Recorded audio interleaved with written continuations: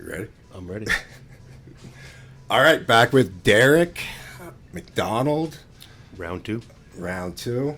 There was a round two before. We videoed for a while, and you'll notice on YouTube I put part one and part two. And that's only because this is probably the first or second time I've done this, and I'm not very good at the technical side. We ran out of space. So we ran out of room. Probably a good 10 minutes, but we'll redo it today. That's totally fine. How's your day going? So far, so good. Good, No good. complaints. Cool. So let's get right into it, I guess. So another topic that seems to be, it's been in the fitness industry for a while, I guess, but body dysmorphia, like bigorexia, the Adonis complex, it's pretty prevalent with weight training individuals. And is there anything wrong with being unhappy with yourself and wanting to be better? Like, what makes it too much? Man, this is a topic, that's for sure. But there's just so many levels to it. But I don't think there's anything wrong with not being content with where you're at. You know, like you can continue to want to progress and be better in every aspect of your life, not just like your physical image. I think that it's a tough topic in the sense of it can be very sensitive to a lot of people. Like if the body dysmorphia, like I'm going to be honest, both of us probably have it. You know what I mean? On one end of the spectrum versus other people on the other end of the spectrum, right? Like I walk by a mirror and I see the 130-pound skinny kid that I never wanted to be. You know, and it's like. Do you find as you get older, it's not as prevalent as it was when you were younger? Like with others or with me? With you. It's definitely getting better as I've gotten older, but I think also my physique has improved as I've gotten older. Well, mine's gotten worse.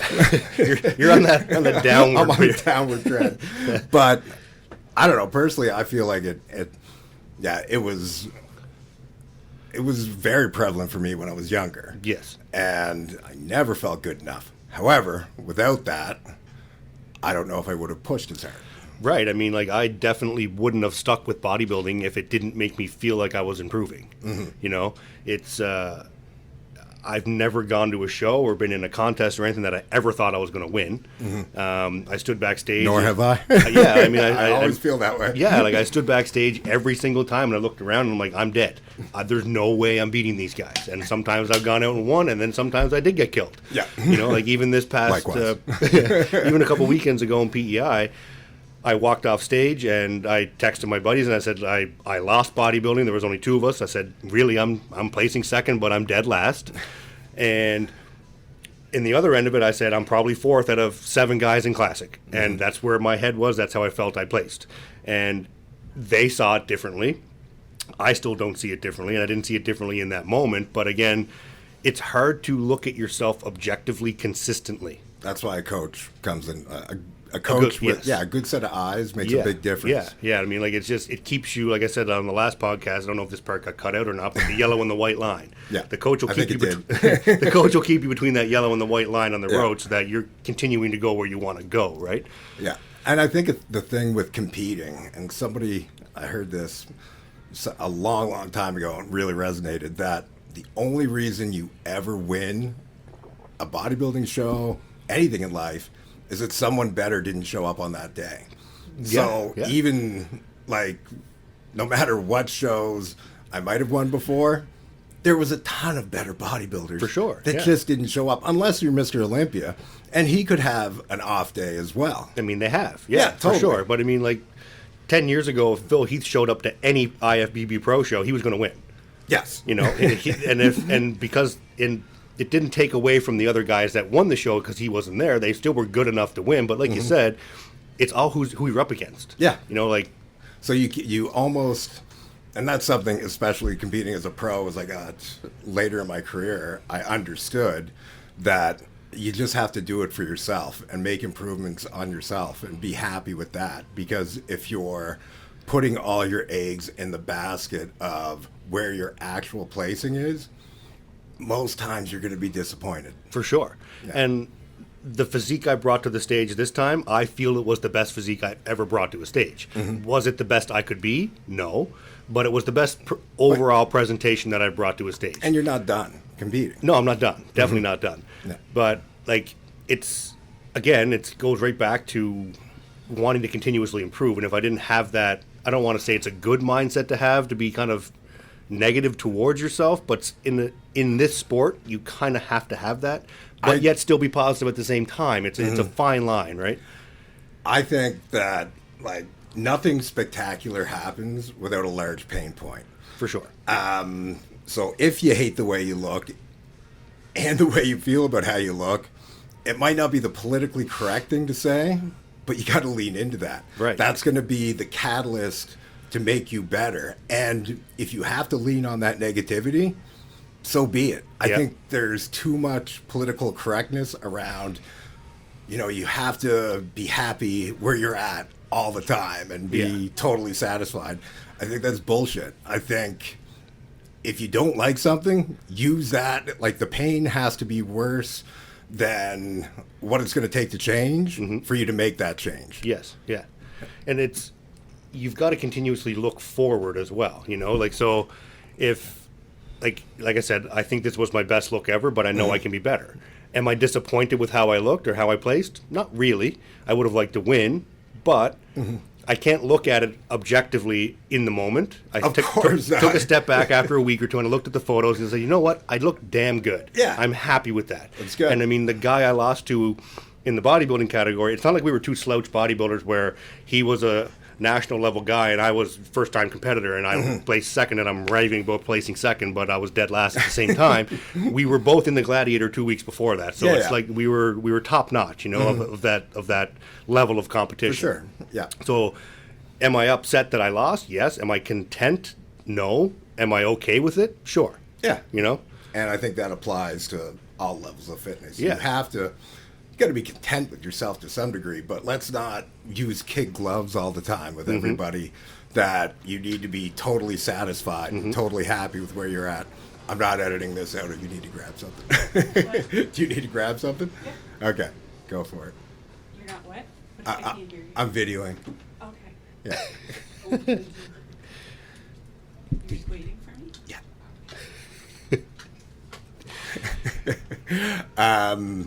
I've lost my whole train of thought. She ruined it. You should lock the door. I didn't want to lock the door on you. I knew you'd come and it would be funny. But, yeah, no, I just see that way too much lately and it goes back to the last point you made on body positivity. Yeah. You got to lean into that You got to close the door because it's... I have to eat before I get groceries. Okay. We need a studio. This is all we got. This is all we got. My desk and a few cameras set up all around it. Well, make sure that's still recording. Is it? Yeah. Okay. I was just making sure. But anyway, yeah, people are way too politically correct lately with not leading into that negative feeling. You have to... You have to push. You have to be unhappy enough to make a difference with where you're at. You can't just be like, oh, everything's great. For sure. And I think there's also the other end of the spectrum. And I think we plan on touching on this at some point. But there's the end of the spectrum where there's an extreme overconfidence as well. The narcissistic tendencies. Yeah, the narcissistic tendencies and thinking you're at this level when in reality you're nowhere near that level. And again, that's a whole other end of the spectrum, which we can touch on, but... Yeah, like, I think you see that a lot as of late. And, I mean, that's great. Kudos to you, for anyone out there that's extremely self-confident. But it just baffles me sometimes when people don't know where they're at. Yes. And maybe it's they haven't been anywhere else, they haven't seen anything else, but... Yeah, like it's there's much bigger pools than your local gym. For sure. And even in their local gym, there's probably much bigger pools in their gym itself. Yeah. But, like, I think in Canada, since the CBBF dissolved or whatever that nonsense that went on about in 2017-ish era, there's a lot more local shows that everybody can do. Yeah. So there used to be Nova Scotia Provincials, and that was the only show we could do besides Atlantics, which wasn't even sanctioned by the organization. Yeah. So we had one show to do. And there was also novice show. Well, that was only the last few years of that. That was 5 years. Was it 5 years? 5 years. Damn, I had that was that a long show. time. Yeah, 17 was the last one. Yeah, I think 2012 through 2017. That was my first win. Oh, really? My first win. Oh, nice. Yeah. Nice. Yeah. Who was guest posing at that one? Fuad. Fuad. Oh, okay. Yeah. It was the last year. Yeah, Fuad was there. Yeah. Fuad was bomb. Yeah, I stood beside him. I was like, why am I going out on stage right now? After I standing was- beside him, he was still pretty good at that point too, 17, 18. Well, he was planning on competing that year, I believe, and then at about, I was talking to him, I think 6 weeks out, he had, I think, a hamstring injury, an injury of some sort, but he said, because he had committed to me and said that he was going to do the guest posing, he stayed in good shape. Yeah, he was in good shape that day. He day. put an awesome show on. Yeah, he's a great guy anyway. Yeah, super nice guy. Made me feel even worse because he's always huge, but I had been on a downward spiral in my life, and I think I was probably like 205 pounds when he came, and I think he was worried about me. Concerned, yeah, rightfully so. But yeah, like I was saying about the contests, Yeah. There's more contests out there now for the regional level athlete to do. So what I find is happening sometimes is you're getting small classes. So someone who is a very mediocre level competitor is jumping in a class that only has 2 or 3 competitors in it, and they're placing top 3, and they're qualified for nationals, and they think they're ready to go to nationals. And that is definitely sometimes possible, other times no. And use myself and Cody that just competed in PEI. The two of us could probably go to nationals and do okay, but that's not always the case when it comes to a small class like that. So again, I think that's giving a little bit of false. And I think when you go to a national level show, for a lot of people, it's an awakening moment. Because pitchers, you know yourself, Yeah. pitchers never do anything justice. No, definitely Until you're not. standing there. Yeah. And you're like, wow. Yeah. This is the best that our country has to offer at every gym. The people that decided to compete that year, this is the best of the best. Yeah, for sure. And I'm going to use myself as an example because it's easy. I started competing in 2010. I placed 3rd in that division, lightweight. There hasn't been a year that I've competed that I haven't qualified for nationals. And I've been competing since 23. I'm now 36. Yeah. So that's 10-ish, 15 years of competing that I've always been qualified for nationals. And I will not step on that national stage until I feel like I'm ready. And I don't feel ready yet. Yeah, and I think that's having a good, what's the word? You're having a good outlook on knowing where you want to be to get to that level. Right, yeah. Right? And I mean, Canadian Nationals these days has Perspective. big numbers. Yeah. Numbers of competitors, some bigger international shows have lower numbers of competitors. So again, you go and you compete in that show and you place really well. But it's the theory, if better people showed up, you wouldn't be placing where you placed. And that's reality. Yeah. What do you think of all the different shows now there are to go pro? Do you think it's watered down over the years? I think they've watered down the divisions that are under open bodybuilding. Yeah. So I think they've watered down classic, they've watered down men's physique, they've watered down bikini. Those 3 particularly. If you watched the Olympia, which I'm sure you did, I almost gave up watching classic because there was 70 damn competitors going across the stage, and they all looked fucking good. I couldn't imagine. Every one of them judging. looked good. Well, I'm sure this is what the judges do. Because I've been in 2nd, 3rd call-outs at pro shows. Yeah. After the first 5, you don't even see them look up some of the time. No. And no knock on the judges. Right. I don't blame them. Yeah. It's a long day. Absolutely, yeah. When you're seeing 70 physiques go across the stage that are all qualified to be there, none of them shouldn't be there. They all want to show, or they've all placed their point system, whatever it is to get there. But, again, I could have blindly watched all those, and I could have called out the top 5 just off of media. Yeah. By who the media is following and who the media is pushing. I could have said Bumstead, Breon, all those guys. I knew they were going to be in the first call out. I didn't even have to pay attention to it. And I'm sure the judges know. Exactly. Unless somebody was totally off. Well, yeah, every now and then you get someone that's way off, or someone that's, whoa, look at that. Kind of like Samson at the Arnold. Yeah. He kind of just showed up and was like, oh shit, he's going to dominate. I think at the Olympia, just him doing the Olympia and the presence he brought there, made a big difference going into the Arnold. Yeah, oh, for sure. Yeah, I mean, him just by default being able to stand beside Ramy too was a big and big not thing. look that much smaller. I don't think he looks smaller at all. Maybe quads, because Ramy's quads look foolish, but other than that, yeah, he's a big dude. What does he weigh now on stage? 290, 280s, 290, somewhere around there.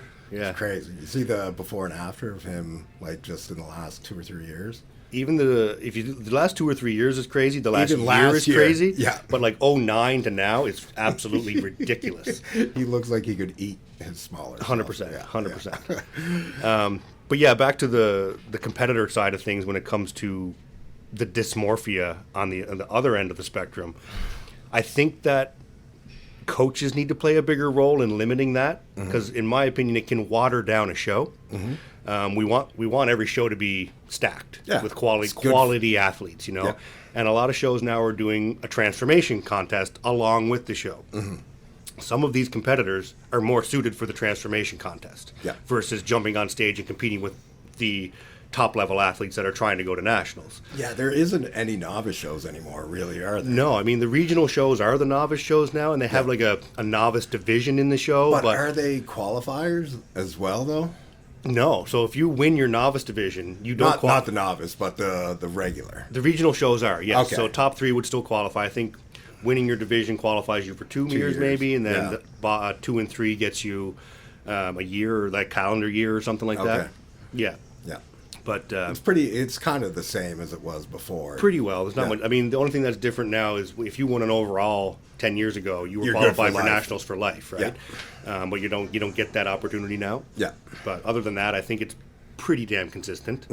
But yeah, it's just, to me, it can be frustrating from a coaching standpoint, because like if I look at my physique in 2010 that went on stage and placed third, I wouldn't let that physique go on stage now as the coach. I'd be like, you need more time. Yeah, totally. Right? And I feel like it can be the ball drop by the coach in the sense of it just not being honest with the client. And it becomes an eye-opener when they get there, and it can be discouraging. Right, yeah. Like, I mean, you could be backstage and looking at people and be like, I don't look like this. What am I doing here, you know?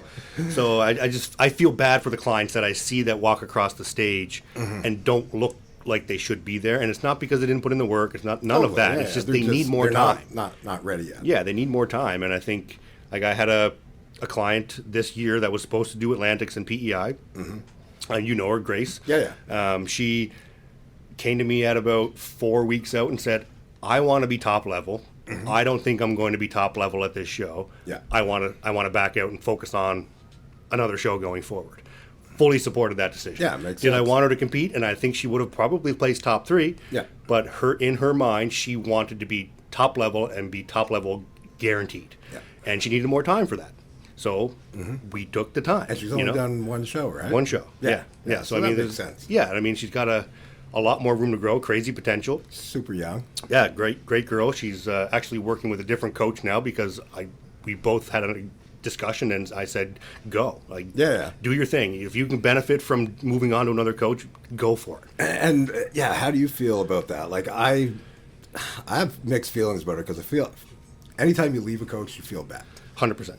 But she was pretty much in tears in the moment of telling me this, right? Yeah. But it is nice to learn different approaches and see what works with your body. It just kind of broadens your knowledge base as Absolutely, well. Yeah. Like if you plan on being in the sport for a long time, or potentially being a coach yourself to people, the more coaches you can work with, the better. Yeah. In my opinion. Now, do I think you should just up and bail on coaches that didn't work for you? No, because there's things that you can learn from that. Like I worked with multiple coaches over the years, and I've designed my coaching strategy based off of little pieces of everything that I learned from them. Do the same thing. Yeah, so there's no straight line of how to coach someone. And I mean, you can use science all you want, you can use hard work all you want, but there's still just there's just ways of and everybody's different too. And it's knowing when to make the adjustments, and having a good eye for looking at conditioning. And then seeing how things are responding. Like I find a lot of people now will just jump from coach to coach versus saying, okay, well, our body didn't respond the way we wanted it for this. Let's try this and see how your body responds and go from there. And I think that's what makes it super important for you to follow what your coach is telling you to do. Then you can make an educated opinion on whether that methodology, that way of training somebody, if it works for you or not. Yeah. Well, I mean, like, I've done keto diets, and they got me in shape for a show. Of course. I've worked with Greg, and he said the keto diet is not going to work. And I was like, well, it does, but your method is going to work too. And it was drastically different. Yeah. And both of those methods got me in shape for a contest. And I'm sure they were both a caloric deficit. When it all comes down to it, that's the main thing, right? And holding on to muscle tissue. Well, that's it, yeah. What do you think about, like, something I've noticed in a lot of videos, and I've been looking at this lately, is you see, and by videos I just mean like the normal social media, different people, you see guys using weights that top level pros use for certain lifts. And like it doesn't equate to me because they are 50 to 60 pounds lighter in muscle. Do you see that as a problem? Do you think people are just lifting to put lifts up on Instagram or YouTube or whatever? Yeah, I think it can be a little bit of an issue because you got to push yourself, yes, but it does not stand to reason that I see, somebody that has, 16-inch arms curling the same as I see somebody that has 22-inch arms. Right. I mean, like it's definitely for the gram. You know what I mean? Like they're posting stuff so that, I mean, someone squatting 600 pounds is going to get a lot more traction than someone squatting 225. Let's be honest. But but which one is more effective for muscle growth for each individual person is the main factor that I look at, right? Yeah. So for me, but I would think that if somebody's doing 600 pounds and their legs are very small, then maybe that's not the best. Well, yeah, like I don't find for me that back barbell squats make my legs grow. I just don't feel they work well for me. I feel a lot in my hips. I feel a lot in my glutes, and I don't feel the quads the way that I feel the opposite. I feel like when I'm being lazy and doing legs, just kind of going through the motions, I avoid doing squats. But when I do squats, it's all quads. Well, yeah, I mean, like I do squat, but I find like a barbell back squat for me, I feel it's so much ideal. Well, like I can go heavy, but then I feel it so much in my central nervous system that the rest of the workout is when I'm done squats, plummets, right? It's over. Yeah, same as deadlift. So like, there's a fine line of benefit versus like just doing it to moving the weight, and I don't agree with that. Like, for me, my arms were always a low point for me. And at first it was train them heavy, do big barbell curls, do heavy skull crushers, blah, blah, blah. And none of that worked for growing my arms until I started to use cables and make sure the tension was on there and do lighter weight. And I still use lighter weight than most people, but yet my arms are probably bigger than they were before. Than they were before. Yeah. Right? So, yeah, I think there is an issue with posting photos or videos for... I just get baffled. I'm like, wow. I mean, that's impressive. It's a good lift. But if they're trying to build muscle, I don't know if that is the best route for trying to accomplish it. But it is impressive. And then like the 3 to 4 rep range isn't your ideal for building muscle anyway. And any kind of research out there will show that. Of course. No. Right? Like, I mean, there's powerlifters out there that are humongous, but they don't have the type of muscle that a bodybuilder would who is lifting substantially less weight. Right? It's building muscle. It's not different just training it's not moving weight. Yeah. Point A to point B is powerlifting. Yeah. Actually moving the weight and controlling the muscle is bodybuilding. There's a difference. Totally. Yeah.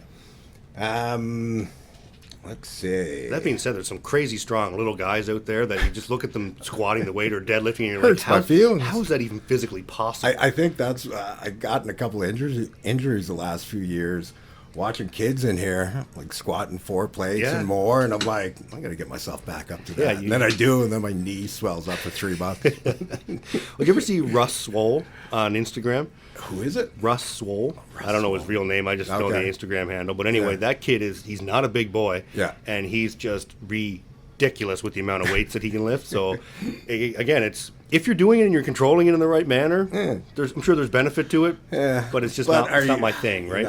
You're just not stimulating muscle. Yeah. I think Mike Van Wyck talks a lot about that lately. Yeah. And I couldn't agree more. Yeah. Okay, here's a question. How would you deal with the uprising of millennials in gym culture who are now existing with Gen X, Gen Y, and Boomer populations when it comes to filming. How they dress, and how would you approach this? And I'm just asking for a friend. Well, ideally, I'm like right in the middle. Yeah. So like technically born in '87. I think I'm technically a I millennial. think you're a millennial. I think I'm technically a I millennial. know Christy is, yeah. Well then, yeah, we're the same Just age. the tail end. Just right at the back end of it. Yeah. Or the start of it, I should say. Yeah. So like, I don't consider that a true millennial. No, You like I guys don't seem feel like closer I in am, age. especially within the fitness industry, because it didn't really take off that way until later. But it's a difficult thing to navigate these days. Because I get members, older members, and they're old school, and they're really good members, and I think it's hard for a certain generation, especially the boomers. Gen Xers my age are a little more understanding, but I think it's a huge